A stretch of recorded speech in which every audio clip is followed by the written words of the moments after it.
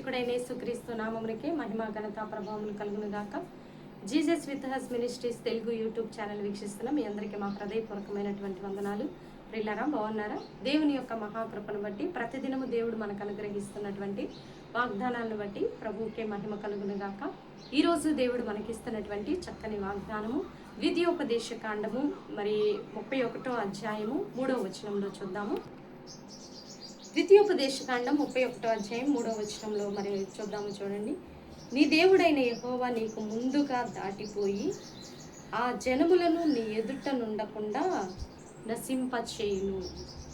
నీ దేవుడైన యెహోవా నీకు ముందుగా దాటిపోయి అంటే నీ దేవుడైన యెహోవా నీకు ముందుగా ఉండి, అంటే మనము ఒక సమస్యలో ఉన్నాము, ఒక ఇబ్బందుల్లో ఉన్నాము, లేదా ఒక కష్టంలో ఉన్నప్పుడు మనకి ఏం చేయాలో అర్థం కాని పరిస్థితులు ఎదురవుతూ ఉంటాయండి.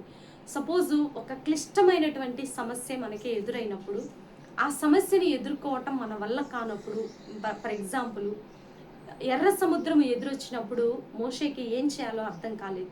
ఇజ్రాయేల్ ప్రజలు ఆయన టెన్షన్ పెడుతూ ఉన్నారు.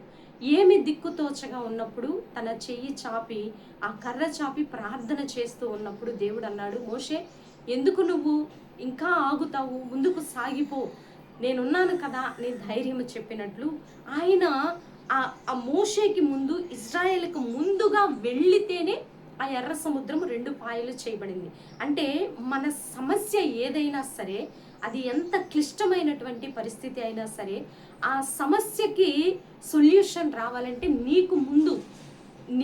ముందు ఆయన ఉంటానని ఈరోజు వాగ్దానం చేస్తున్నాడండి. సపోజు ఒక భయంకరమైనటువంటి అక్రమ కేసులోనే నువ్వు అరెస్ట్ చేయబడి ఉన్నావేమో, లేదా ఒక కోర్టు కేసులో చిక్కుబడి ఉన్నావేమో, లేదా ఒక కుటుంబ సమస్య విషయంలో, లేదా ఒక భూ కబ్జా విషయంలో కావచ్చు, ఒక అప్పుల భారంలో కావచ్చు, లేక ఒక షూరిటీ పెట్టి కావచ్చు, లేదా ఒక భయంకరమైనటువంటి పరిస్థితుల్లో నీ చిక్కుబడిపోయి ఉన్నావేమో, అన్యాయమైనటువంటి పరిస్థితుల్లో చిక్కుబడిపోయి ఉన్నావేమో. ఈ మధ్య జ్ఞానేశ్వరి ఆ పాప తను ఎటు వెళ్ళిపోయిందో తెలియదండి. పాపం ఆ పాప కోసం ప్రభుత్వం అయితే ఎంతో కష్టపడి ప్రయత్నాలు చేస్తుంది. ఇంతవరకు ఆమె జాడా తెలియలేదు. ఇంత క్లిష్టమైనటువంటి పరిస్థితులు ఒక్కొక్కసారి మన జీవితాల్లో ఎదురవుతూ ఉంటాయి. సో ఇవన్నీ మనము ఎదుర్కోవాలి అంటే దేవుడు మనకి ముందుగా ఉండాలండి. అధికారుల హృదయాన్ని మార్చాలి. ఆయన జాలి కలిగించేటటువంటి మనసు వారిలో పుట్టించాలి. అధికారులు నీ మీద దయ కలిగి ఉండేటట్లు దేవుడు చేయాలి. అందుకు నీ పక్షాన అధికారుల్లో ఒక దూతను లేపొచ్చు, నీ పక్షాన పోరాడేటటువంటి ఒక దూతను లేపొచ్చు. అబ్షలోము అహీతోపేలు దావీదు మీద కుట్ర చేసినప్పుడు దావీదుకి ఏం చేయాలో తోచలేదు, ఎటు పోవాలో అర్థం కాలేదు. అప్పుడు ప్రార్థన చేసినప్పుడు దావీదు పక్షాన హూషైని లేపారండి. యెహోషువ కూడా ప్రార్థన చేశాడు, అంతే. శత్రువు దాడి జరుగుతున్నప్పుడు ఏం చేయాలో అర్థం కాలేదు.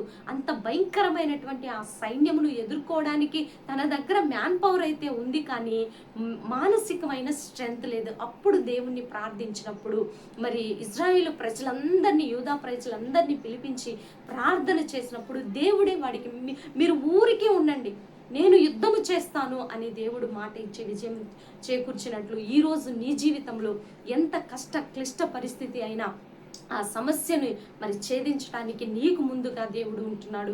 ఎవరైతే కోర్టు సమస్యల్లో ఇబ్బంది పడుతున్నారో, ఎవరైతే ఇది ఏం చేయాలో మాకు అర్థం కావట్లేదు, ఈ వివాహం ఎలా చేయాలో మాకు అర్థం కావట్లేదు, ఈ ఫైనాన్షియల్ స్ట్రగుల్స్ ఎలా తీరుతాయి మాకు అర్థం కావట్లేదని బాధపడుతున్నారు, మీ జీవితాల్లో మీకు ముందుగా దేవుడు ఉండబోతున్నాడు. మీ సమస్యలన్నిటికీ, మీ కష్టాలు, శ్రమలు, శోధనలన్నిటికీ కూడా దేవుడు విడుదల ఇవ్వబోతున్నారు. ఈరోజు మీరు నమ్మండి, విశ్వసించి నమ్మండి. మీ జీవితంలో దేవుడు గొప్ప కార్యము చేయబోతున్నాడు. మీకు ముందుగా దేవుడు ఉండబోతున్నాడు.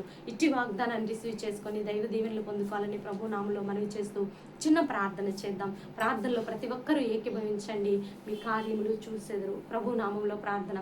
ప్రభువా, నీకే వందనాలు, స్తుతులు, స్తోత్రాలయ్యా. మీరు ఇచ్చినటువంటి చక్కని వాగ్దానాన్ని బట్టి నీకు వందనాలు తండ్రి. మాకైతే ఏ మనుషులు సహాయము చేయలేరు, కానీ అయా సమస్య ఉన్నప్పుడు ప్రతి ఒక్కరూ మమ్మల్ని దాటిపోయేవారే, విడిచిపెట్టేవారే. కానీ నీవు మాకు ముందుగా ఉంటానని వాగ్దానం చేసిన దేవుడు.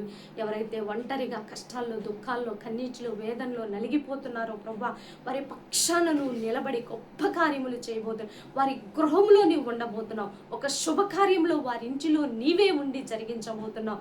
కోర్టు కేసుల నుంచి విడుదల, అప్పుల భారం నుంచి విడుదల, కుటుంబ సమస్యల నుంచి విడుదల, వ్యక్తిగత మానసిక సమస్యల నుంచి విడుదల, అయ్యా ఎన్నో రకాలైనటువంటి సమస్యలకు విడుదల నీవు దయచేయబోతున్నందుకు నీ కృతజ్ఞతాస్తుతులు చెల్లిస్తున్నాము తండ్రి. భారతదేశాన్ని దీవించండి, తెలుగు రాష్ట్రాన్ని దీవించండి. ఈ రోజు బర్త్డే వెడ్డింగ్ డే జరుపుకునే బిడ్డలందరినీ కూడా మీరు దీవించి ఆశీర్వదించమని, యేసయ్య మా కుటుంబాన్ని కూడా జ్ఞాపకంలో ఉంచుకోమని నీకే మహిమ ఘనత ప్రభావములు చెల్లిస్తూ యేసయ్య అతి పరిశుద్ధమైన ఉన్నతమైన నామములు అడిగి వేడుకొని పొందుకొని ఉన్నాము తండ్రి. ఆమేన్, ఆమేన్. ప్రియులారా, ఈ వీడియో మీకు నచ్చినట్లయితే లైక్ చేయండి. దేవుని యొక్క మహాకృప మనకి తోడుగా ఉండి నడిపించును గాక. God bless you. Praise lord.